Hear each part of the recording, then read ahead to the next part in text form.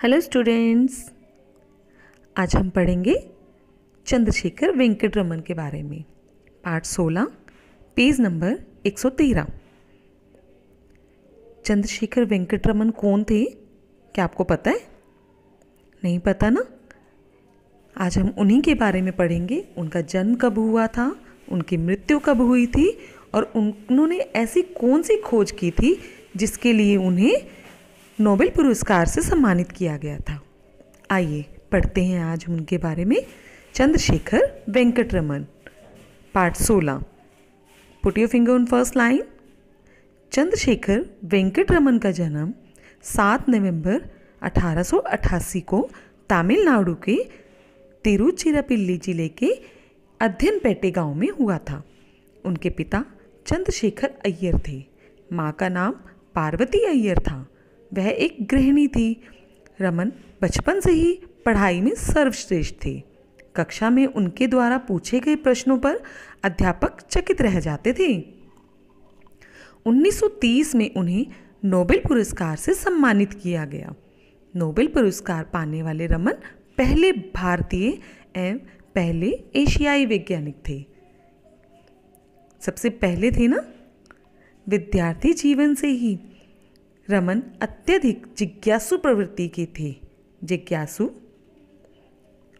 जो जानने की इच्छुक हो। मात्र 16 वर्ष की अवस्था में ही उन्होंने भौतिक विज्ञान में नई खोज कर ली थी। जब प्रकाश के गुणों से संबंधित उनका लेख लंदन से प्रकाशित हुआ तो उनकी कीर्ति चारों ओर फैल गई। कीर्ति मतलब वो फेमस हो गए। उनकी ख्याति, उनकी प्रसिद्धि चारों तरफ फैल गई थी।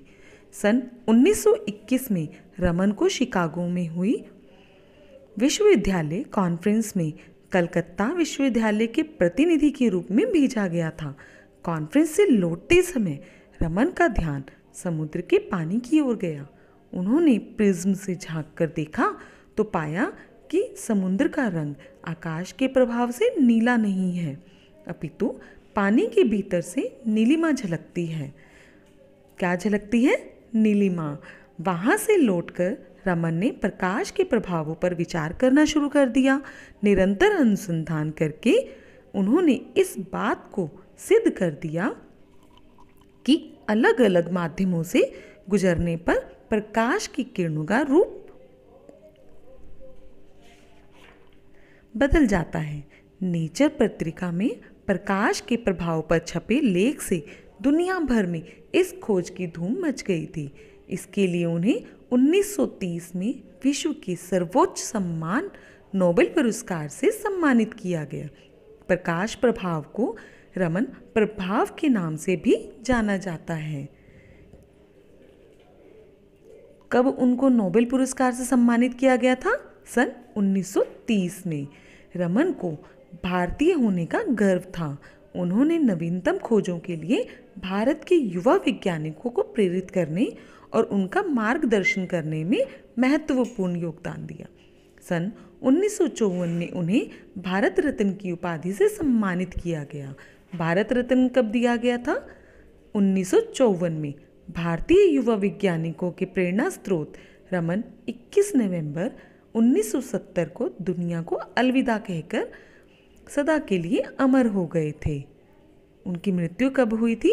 21 नवंबर 1970 को। कैसा लगा आपको ये चैप्टर चंद्रशेखर वेंकट रमन जी के बारे में पढ़कर?